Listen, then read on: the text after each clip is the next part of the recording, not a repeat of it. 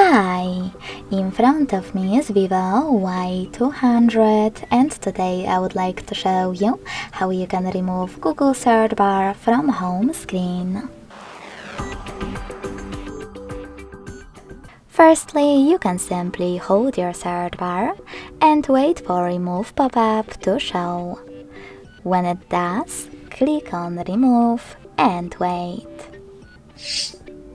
You can also hold your device's screen instead and click on this icon at the top left corner of your search bar. When you're done, tap on Home button. Thanks so much for watching. If you enjoyed this video, smash that like button, comment and subscribe. Bye!